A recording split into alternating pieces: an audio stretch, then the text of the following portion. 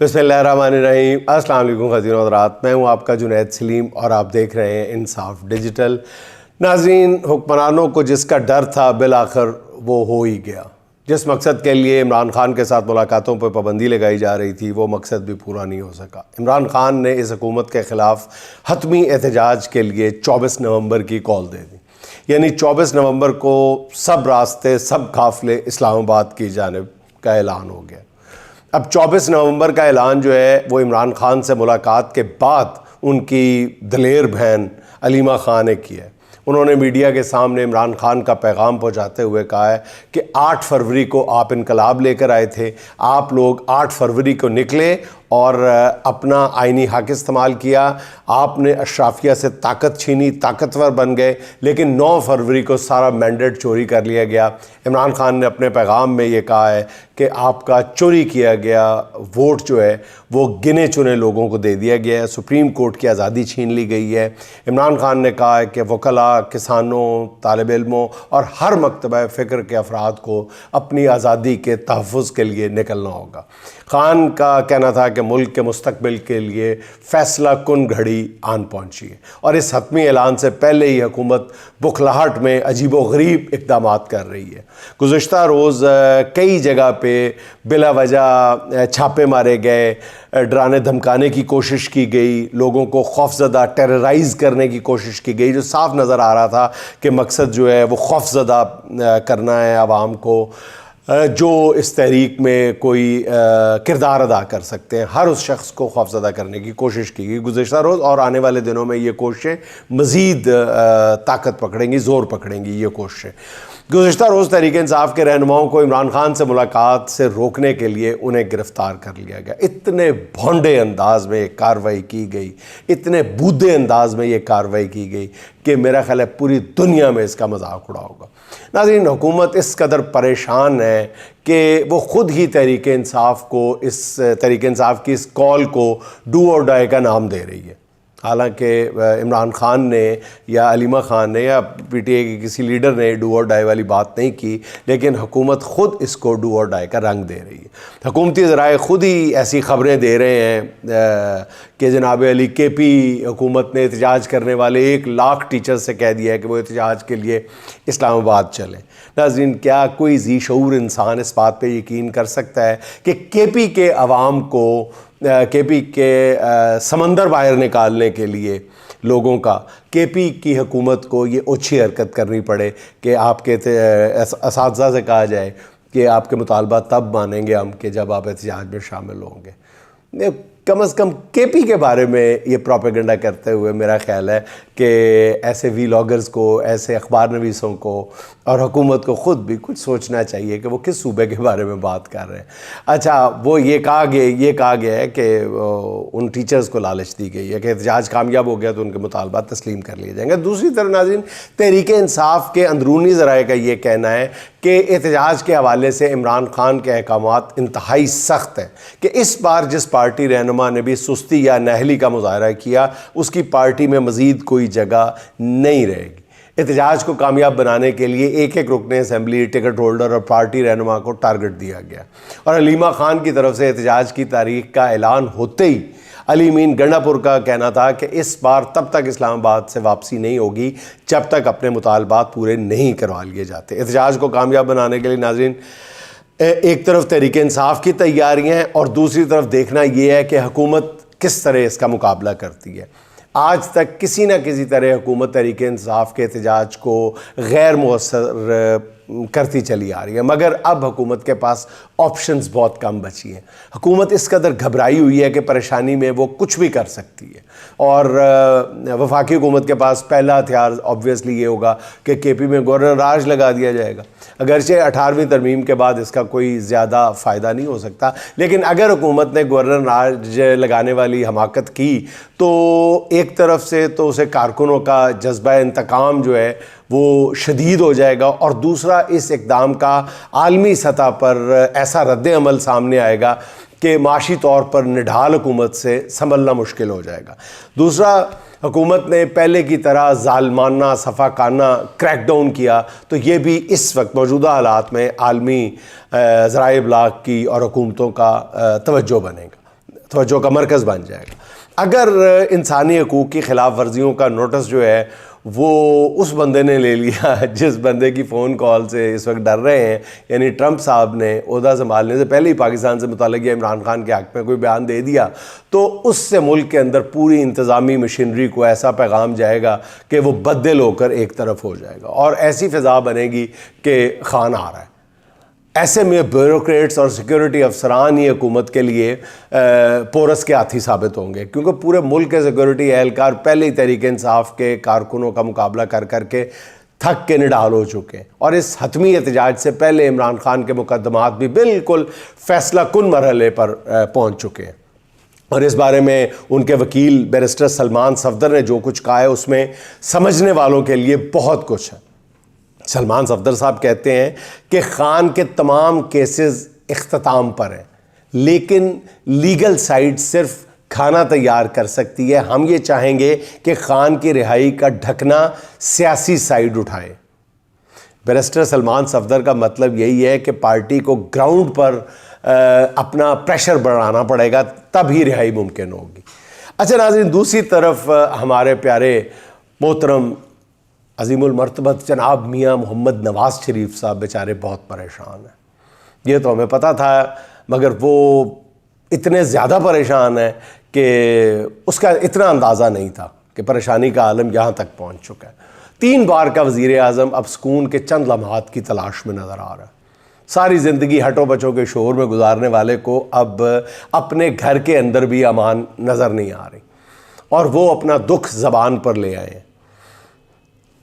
है इसे हालात का नाज़रीन जबर कहें या मकाफ़ात अमल, नवाज़ शरीफ तकलीफ़ से बिलक रहे हैं। कल तो मियाँ नवाज़ शरीफ साहब की सब्र की आखिरी हद भी ख़त्म हो गई। फरमाते हैं कि नई नस्ल के अखलाक को तबाह कर दिया गया है, उनका काम अब सिर्फ गाड़ियों के पीछे भागना रह गया है। ये शुरफा को अंडे और टमाटर मारते हैं। और फिर मियाँ नवाज़ शरीफ साहब फरमाते हैं कि अगर एहतजाज इन नौजवानों की किस्मत में लिख ही दिया गया है तो इसका कोई अच्छा तरीका भी हो सकता है। नवाज़ शरीफ का ये बयान उनके लिए मेरा ख्याल है इबरत है, सबक है, जो फ़िरौन बनकर हर अखलाक की हद को क्रॉस करने पे तुले बैठे हैं, उनके लिए भी ये बहुत बड़ा सबक है और इबरत है।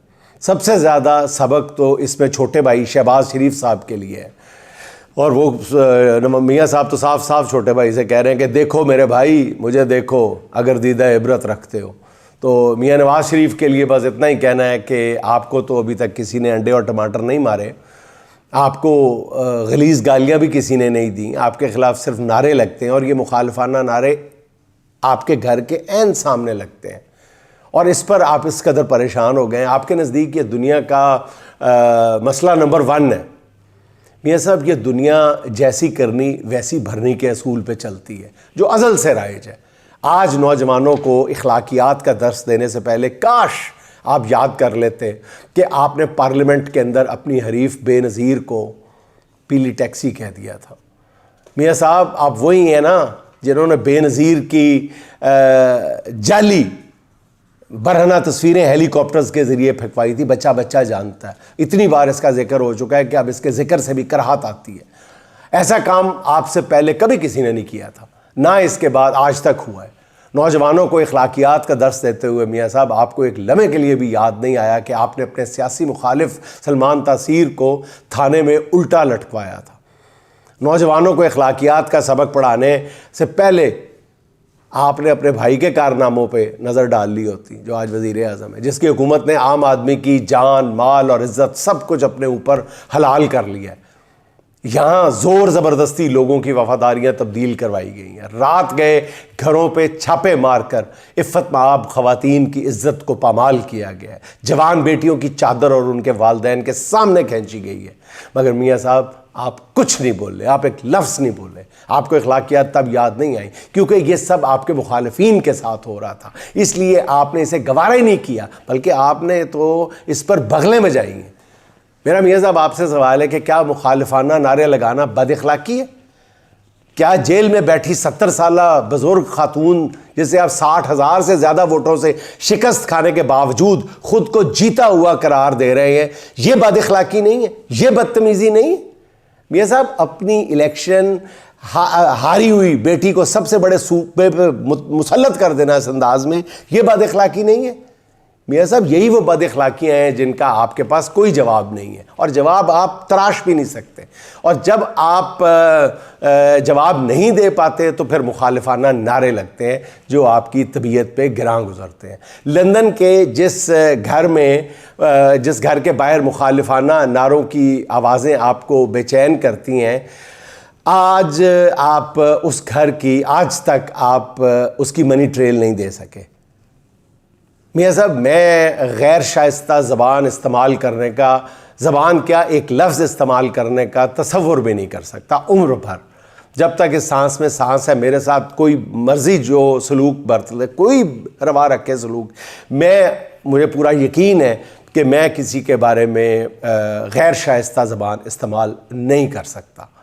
मैंने मियां साहब आपके उसी एवनफील्ड घर के अंदर खड़े हुए, जब अभी 2-3 माह पहले, जब मैं पहले भी इसका जिक्र कर चुका हूँ कि वो उस घर पे कोई मुरम्मत हो रही है आपके, तो वहाँ एक अंग्रेज़ खड़ा था। उस घर के बारे में इतने झूठ बोले गए हैं, इतनी गलत बयानियाँ की गई हैं कि तमाम आपके अहले खाना ने गलत बयान दिए हैं, झूठ बोले हैं एवनफील्ड की मलकियत के हवाले से। तो ये असरात जो हैं उस घर के अंदर खड़े हुए मुरम्मत करवाते हुए जो अंग्रेज़ है उस तक भी सरायत कर गए ये जरासीम झूठ बोलने के। मैंने वहाँ से गुजरते हुए उस अंग्रेज़ से पूछा, is it Mian Nawaz Sharif house? जानबूझ के मैंने पूछा, तो आगे से हैरानगी से उस अंग्रेज़ ने मुझे, हु इज़ मियां नवाज शरीफ? तो मियां साहब, ये उस घर के असरात हैं, ये जिसके बारे में, जिसके हवाले से नारे लगे हैं, जिसके बाहर नारे लगे हैं। तो मियां साहब, ये आपकी बदकिस्मती है कि आपका वास्ता अपनी उम्र के आखिरी हिस्से में ऐसे नौजवानों से पड़ा है जो खोटे को खरा मानने के लिए तैयार नहीं है। और मियां नवाज शरीफ साहब, आपका मसला ये है कि आपने ज़िंदगी भर ना कोई खरा काम किया है, ना कोई खरी बात की है।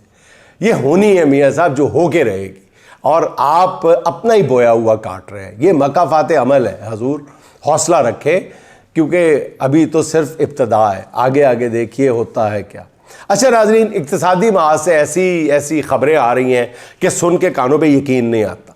ताज़ा तरीन ख़बर जो है वो नहायत होशरुबा है, और अगर ये ख़बर इक़्तिसादी अमूर के मायानाज़ रिपोर्टर शहबाज राना साहब ने ना दी होती तो शायद मैं भी इस पर यकीन ना करता।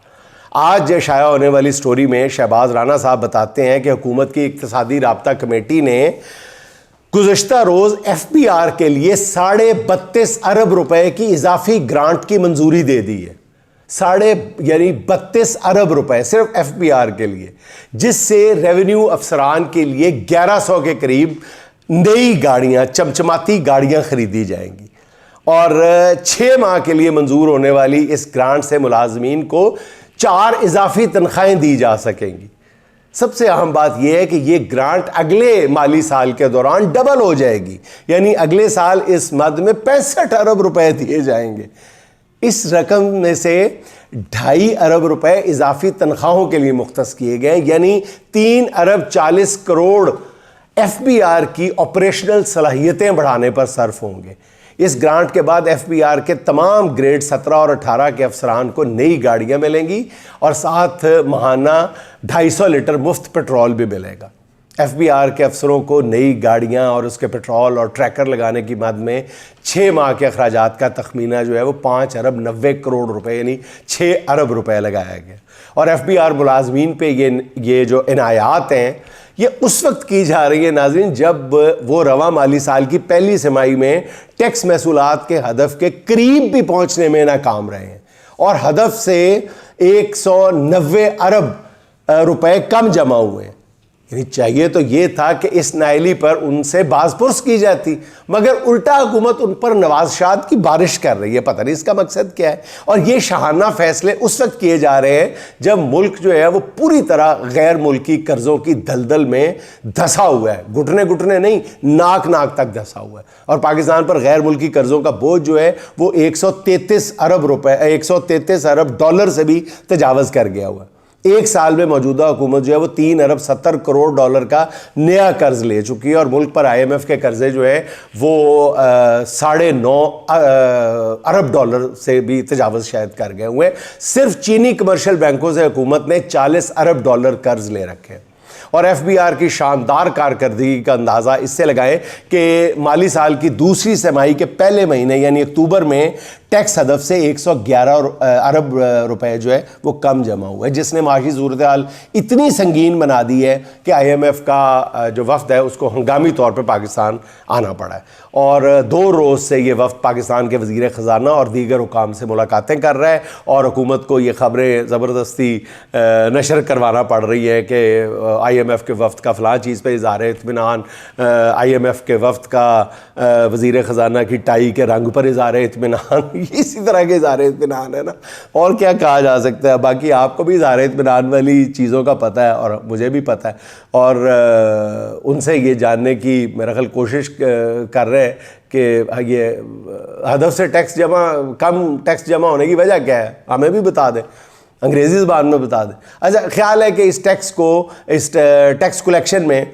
कमी को पूरा करने के लिए मिनी बजट आएगा, जिस पर बज़ाहिर तो खैर मिनी बजट की तरदीद की गई है अभी आज की खबरों के मुताबिक, लेकिन नाजरीन ये नोट फरमा लें कि मिनी बजट कभी भी मिनी बजट के नाम पर नहीं आता, ये मिनी बजट आके रहेगा जितनी मर्जी हुकूमत तरदीदें कर लें, ये भी बात आप नोट फरमा लें। और असल में नाजरीन वज़ारत ख़जाना ने IMF के सामने हथियार डाल दिए हैं और मिनी बजट पर काम नहीं बल्कि उस पर एक अंदाज से अमल दरामद भी शुरू हो गया। मैंने आपको अर्ज़ किया ना कि कभी भी नहीं हो सकता कि मिनी बजट के बगैर ये IMF को राज़ी कर सके। अच्छा, IMF ने वज़ारत ख़जाना को हुक्म दिया है कि टैक्स हदफ के असूल में नाकामी पर पेट्रोलियम लेवी जो है वो 60 रुपये से बढ़ाकर 70 रुपये फ़ी लीटर कर दी जाए, जिसे हुकूमत ने बज़ाहिर तस्लीम कर लिया है, लेकिन एक तरफ तरदीद भी की जा रही है। इसका नतीजा ये निकलेगा कि 16 नवंबर को यानी 2 रोज़ बाद पेट्रोलियम मसनूआत की कीमतों में इजाफा करना पड़ेगा और पेट्रोलियम की कीमत में इजाफे का मतलब ऑब्वियसली महंगाई का नया तूफ़ान होता है। अच्छा नाज़रीन, बाज़ ज़राए जो हैं